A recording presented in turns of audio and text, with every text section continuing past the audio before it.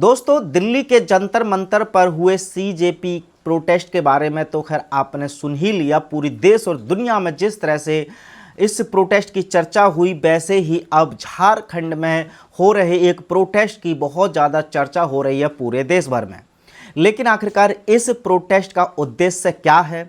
क्यों आखिरकार झारखंड के इस प्रोटेस्ट की तुलना जंतर मंतर पर हुए हाल ही में जो प्रोटेस्ट था उससे की जा रही है? आखिरकार कौन है ये आंदोलन करने वाले लोग और क्या है इनकी मांगें, और इस आंदोलन के पीछे क्या है छुपा हुआ एजेंडा या फिर क्या है इस आंदोलन की सच्चाई, जानने का प्रयास करेंगे इस वीडियो में। बने रहिए इस वीडियो में लास्ट तक। नमस्कार, मैं हूं सुमित आजाद और अबेकन भारत की इस नई वीडियो में आपका बहुत बहुत स्वागत है। रांची के जयपाल सिंह स्टेडियम में बहुत सारे छात्र एकत्रित होकर दो परीक्षाओं को लेकर के बहुत सारे सुधार की मांग कर रहे हैं। अब देखिए, ये जो हाल ही में प्रोटेस्ट अलग अलग जगह पर हो रहा है, खासकर छात्रों द्वारा, अगर उनकी कॉमन वजह देखी जाए तो सबसे बड़ी वजह है ये जो सरकारी नौकरियां देने के लिए जो परीक्षाएं की जाती हैं, इसका ये जो सिस्टम है इतना ज़्यादा करप्ट हो चुका है कि कभी तो परीक्षाएं बहुत ज़्यादा डिले होती हैं, बहुत बार परीक्षाएं रद्द कर दी जाती हैं, बहुत बार परीक्षाएं होती हैं लेकिन पेपर लीक हो जाता है, जैसे कि नीट का पेपर का मामला था। कई बार पेपर लीक नहीं होता है, पेपर टाइम से भी होता है, लेकिन सेंटरों पर बहुत ज़्यादा भ्रष्टाचारी की जाती है, वहाँ पर धड़ाधड़ नकल भी कराई जाती है। ऐसे भी केस सुनने को आए हैं। और अगर सब कुछ ठीक रहा, फिर इन सभी परीक्षाओं के रिजल्ट आने में इतनी ज़्यादा देरी करी जाती है कि जो अभ्यर्थी हैं वो परेशान हो जाते हैं। और अगर रिजल्ट आ भी जाए तो एक और समस्या का सामना करना पड़ता है, क्योंकि इस दौर से मैं खुद व्यक्तिगत रूप से गुजरा हूं, तो हर एक स्टेप में जानता हूं कि किस किस तरह की समस्याएं एक अभ्यर्थी को या एक ऐसे बेरोजगार व्यक्ति को झेलनी पड़ती है जो सरकारी नौकरी पाने के लिए कई कई वर्षों तक तैयारी कर रहा होता है और फिर सरकारी नौकरी के फॉर्म भर रहा होता है, और उसको बदले में क्या मिलता है।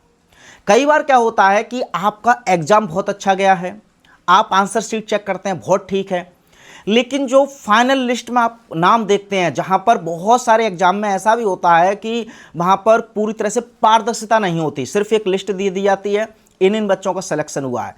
कोई भी उनके अंक की कितने जो मेरिट का भी सिस्टम है वो कुछ चरणों तक रहता है, लेकिन जो फाइनल लिस्ट निकलती है तो कई बार फाइनल लिस्ट में पूरा नंबर नहीं बताए जाते हैं।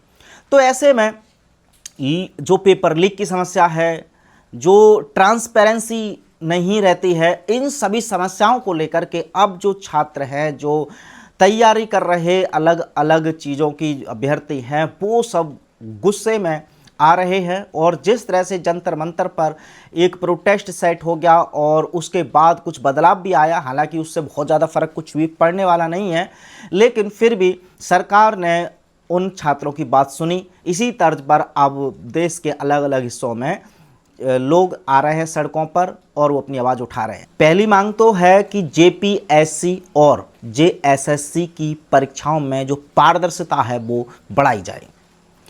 दूसरी मांग है कि जो पिछली परीक्षाओं में धांधली हुई है, गड़बड़ी हुई है, उनकी निष्पक्ष जांच की जाए और जो भी दोषी हैं उनको कड़ी से कड़ी सजा दी जाए।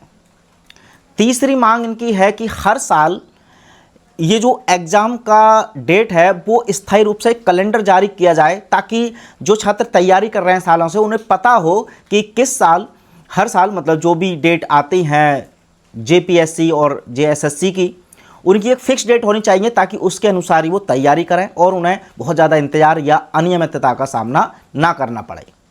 चौथी मांग है कि ये जो मूल्यांकन होता है और चयन प्रक्रिया है, इसमें कुछ सुधार होना चाहिए।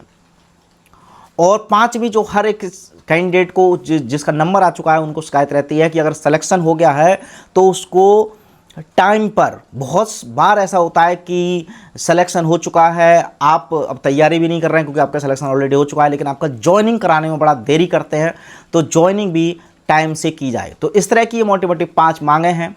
अब देश भर में ये जो छात्र चर्चे में आए हैं, अब यहाँ पर सीजेपी के जो फाउंडर हैं अभिजीत दीप के, उनसे भी लोगों ने गुहार लगाई जो स्टूडेंट्स वहाँ पे प्रोटेस्ट कर रहे हैं, तो उन्होंने भी अपना समर्थन दे दिया है। इतना ही नहीं, देश के और भी जितने भी सोशल एक्टिविस्ट हैं वो सब धीरे धीरे अब इस प्रोटेस्ट से जुड़ रहे हैं।